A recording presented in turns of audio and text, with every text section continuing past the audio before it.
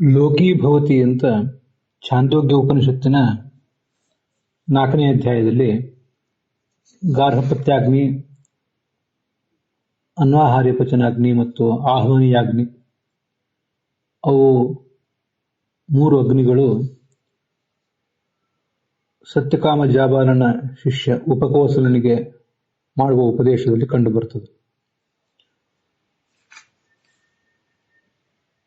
ವ್ಯಾಪ್ತನು ಅಂತರ್ಯಾಮಿಯಾದವನು ಆದ ಭಗವಂತನನ್ನು ತಿಳಿದರೆ ಅವನು ತನ್ನ ಪಾಪಗಳನ್ನೆಲ್ಲ ಕಳ್ಕೋತಾನೆ ಮತ್ತು ಲೋಕೀ ಭವತಿ, ಲೋಕವುಳ್ಳವನಾಗ್ತಾನೆ ಅಂತ ಅದರ ಅರ್ಥ.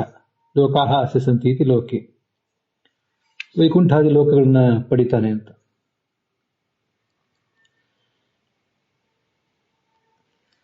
ನಾವಾದ್ರೆ ಆ ಲೋಕಾನ್ ಪ್ರಾಪ್ನೋತಿ ಅಂತ ಹೀಗೆ ಹೇಳ್ತಿದ್ದೆವು.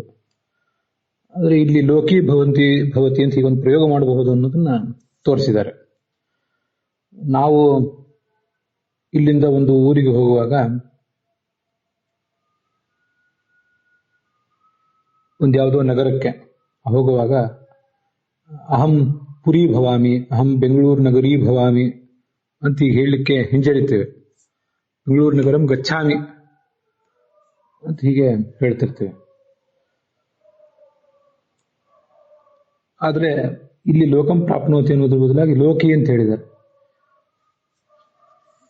ನಾವು ಯಾವುದೋ ಊರಿಗೆ ಹೋಗುವಾಗ ಊರಿಗೆ ಹೋಗುವುದು ಅದೊಂದು ತಾತ್ಕಾಲಿಕವಾದ ಸ್ಥಿತಿ, ಅಲ್ಲೇನು ಬಹಳ ಕಾಲ ನಾವು ಇರ್ತಿರೋದಿಲ್ಲ, ಅಥವಾ ಇದ್ರೂ ಒಂದು ಜೀವಮಾನ ಇದ್ದೇವೆ. ಆದ್ರೆ ಲೋಕೀ ಭವತಿ ಅನ್ನೋದು ಹಾಗಲ್ಲ.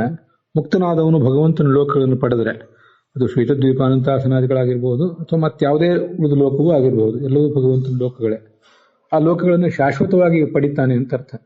ಅದಕ್ಕಾಗಿ ಕೇವಲ ಲೋಕಾನ್ ಪ್ರಾಪ್ನೋತಿ ಅನ್ನೋದ್ರ ಬದಲಾಗಿ ಲೋಕೀ ಭವತಿ ಅಂತ ಹೇಳಿದ್ದಾರೆ. ವ್ಯವಹಾರದಲ್ಲಿ ಅದು ಕಾಣದೇ ಇರಬಹುದು ಬೆಂಗಳೂರು ನಗರೀ ಭವತಿ ಅಂತ, ಆದ್ರೆ ಇಲ್ಲಿ ಅದನ್ನ ಆ ಥರ ಪ್ರಯೋಗ ಮಾಡಿರುವುದು ಆ ಲೋಕ ಪ್ರಾಪ್ತಿ ಅವನಿಗೆ ಶಾಶ್ವತ ಅನ್ನೋ ದೃಷ್ಟಿಯಿಂದ ಅಂತ ಕಾಣಿಸ್ತದೆ. ಇದನ್ನು ನಾವು ಗಮನಿಸಬೇಕು.